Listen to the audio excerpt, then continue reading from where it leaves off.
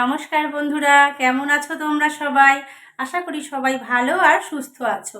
আমিও ভালো আর সুস্থ আছি।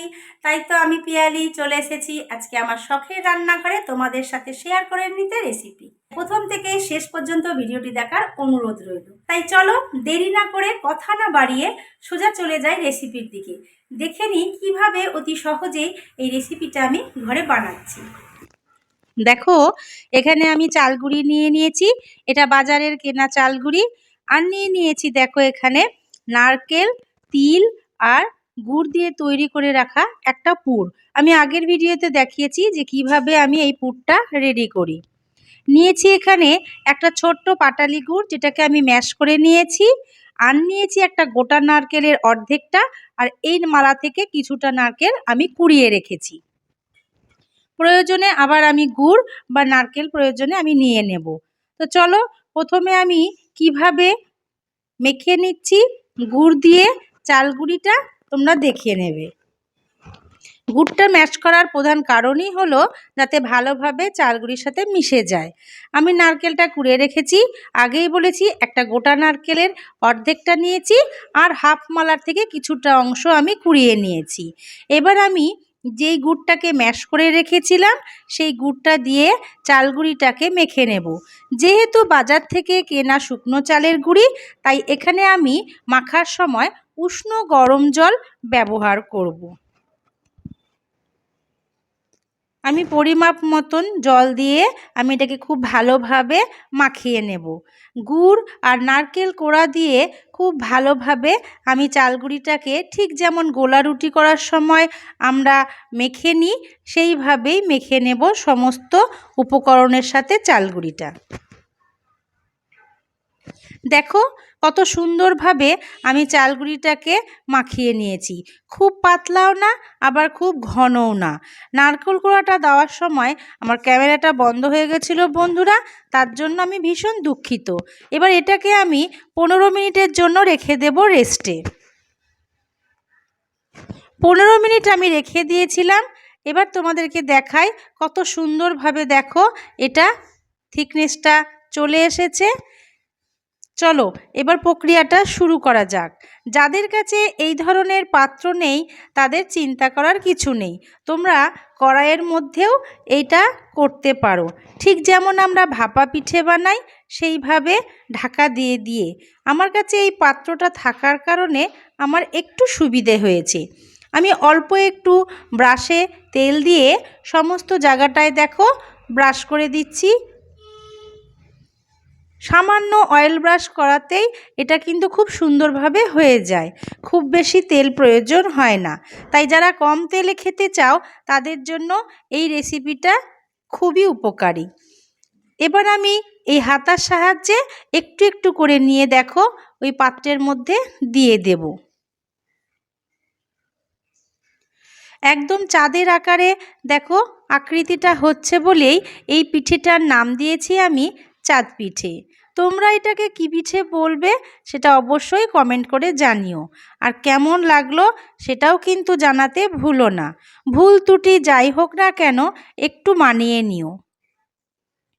আমি সমস্ত জায়গাগুলো দেখো ভরাট করে দিচ্ছি চালগুঁড়িগুলোকে দিয়ে।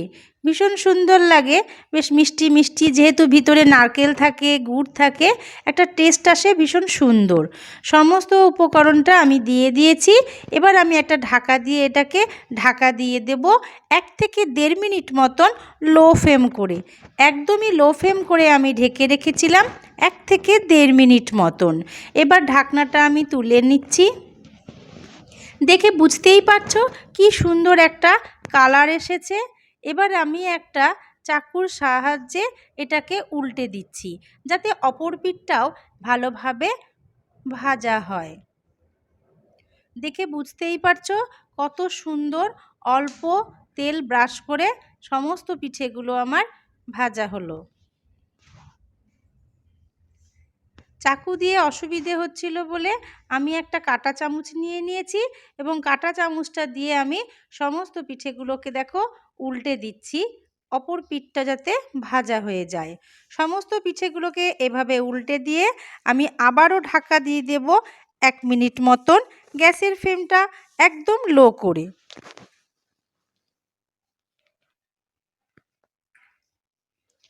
1 মিনিট পর আমি ঢাকনাটা তুলে নিচ্ছি।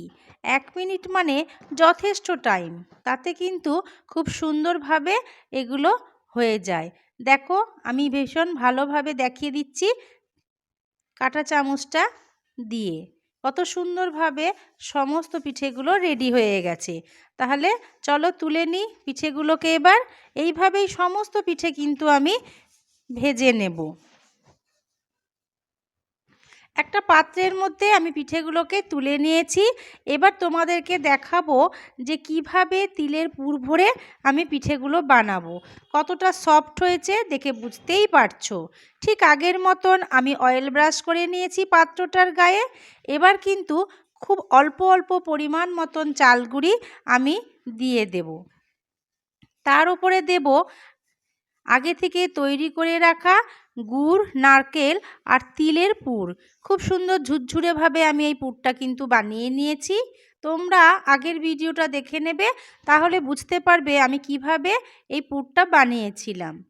সমস্ত জায়গায় আমি অল্প অল্প পরিমাণ চালগুঁড়ি দিয়ে তার উপরে পুরটা দিয়ে তার উপর আবার একটা লেয়ার দিয়ে দিচ্ছি চালগুঁড়ির।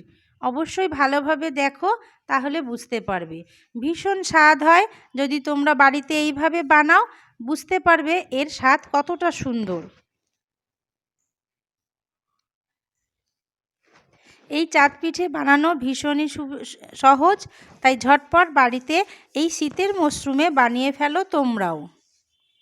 ছোট থেকে বড় সবার ভালো লাগবে যদি তোমরা এইভাবে আমার দেখানো পদ্ধতিতে চাঁদ পিঠে বানাও। খুব সুন্দরভাবে দেখো আমি লেয়ার বাই লেয়ার সাজিয়ে দিয়েছি। এবার আগের মতোই আবারও আমি এটাকে ঢাকা দিয়ে 1 থেকে 1.5 মিনিট মতন একদম লো ফ্লেম করে রেখে দেব।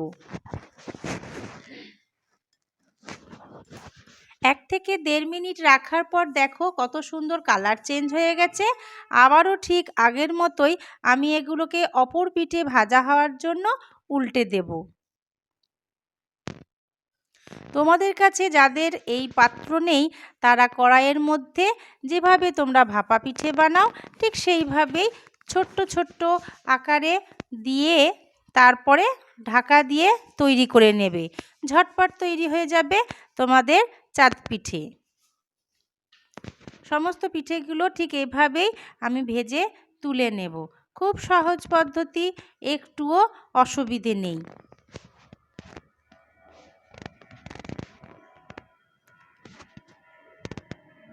সমস্ত পিঠেগুলোকে উল্টে নিয়ে আবারও আমি 1 থেকে 1.5 মিনিট মতন ঢাকা দিয়ে দেব গ্যাসের ফ্লেম লো করে।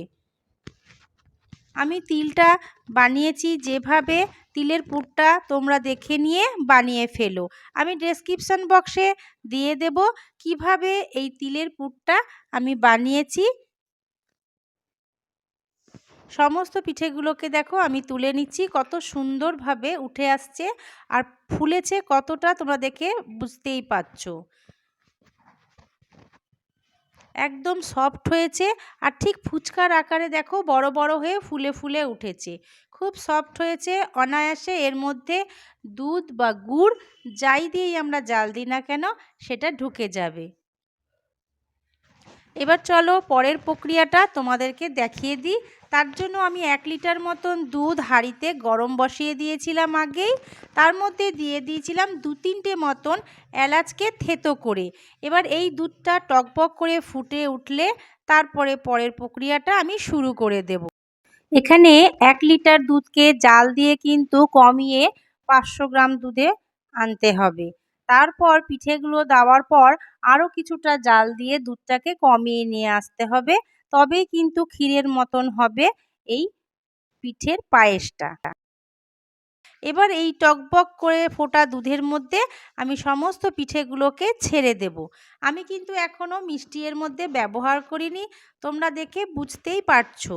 তাই আমার দেখানো পদ্ধতিতেই তোমরা পার্ট বাই পার্ট সমস্তটা করে নেবে। পিঠেগুলোকে দেওয়ার পর আমি খুব ভালোভাবে নেড়ে চেড়ে নিলাম। এবার এটাকে আমি ফুটতে দেব টানা 10 মিনিট মতন। মিডিয়াম টু লো ফ্লেমে।